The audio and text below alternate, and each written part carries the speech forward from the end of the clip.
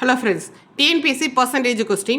In 2010, the population of the town is 1,50,000. If it is increased by 10% in the next year, find the population in 2011. So, இங்கே வந்து என்ன கொடுத்திருக்காங்க population in 2010. 2010ல எவ்வளோ population இருக்குன்னா 1,50,000 இருக்குது. இது எவ்வளோ இன்க்ரீஸ் ஆகுதுன்னா இன்க்ரீஸ்டு பாப்புலேஷன் எவ்வளோ இன்க்ரீஸ் ஆகுதுன்னா 10% ஆஃப் அந்த பாப்புலேஷன் ஆக்சுவலாக இருக்கக்கூடிய பாப்புலேஷனோட 10%. பர்சன்டேஜ் அப்படிங்கிறது 10/100 எழுதுவோம். ஆஃப்னா மல்டிப்ளிகேஷன் 1,50,000. ஸோ இதில் வந்துட்டு இந்த 2 ஜீரோக்கு இந்த 2 ஜீரோ கேன்சல். ஸோ இதை மல்டிப்ளை பண்ணோம்னா 1,500 அப்படியே எழுதிட்டு இந்த ஜீரோ மட்டும் ஆட் பண்ணிடுவோம் 15,000. ஸோ இப்போ வந்து பாப்புலேஷன் இன் 2011 கேட்டிருக்காங்க. ஸோ 2011ல் வந்து அந்த 1,50,000ஓட இந்த 15,000ம் சேர்ந்து நம்மளுக்கு 1,65,000 இருக்கும். ஓகேவா, இதுதான் answer. Second question, what percentage is 15 paise of 2 rupees 70 paise?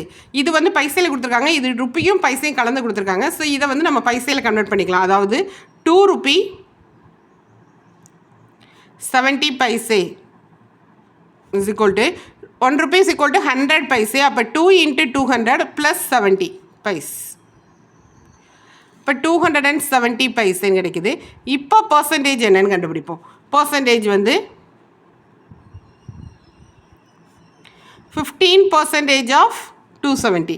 அப்போ 15/270 into 100. 15 பைசே 270 பைசே 15/270 into 100. இந்த ஜீரோக்கு இந்த ஜீரோ கேன்சல். இங்கே வந்து 3 டேபிளில் கேன்சல் பண்ணால் 5 3s are 15, 9 3s are 27, 5 into 10 வந்து 50/9. இந்த 50/9 நம்ம மிக்ஸ்டு ஃப்ராக்ஷனை மாற்றணும். 50யே 9ஆல் டிவைட் பண்ணோம்னா 5 9s are 45, ரிமைனிங் 5.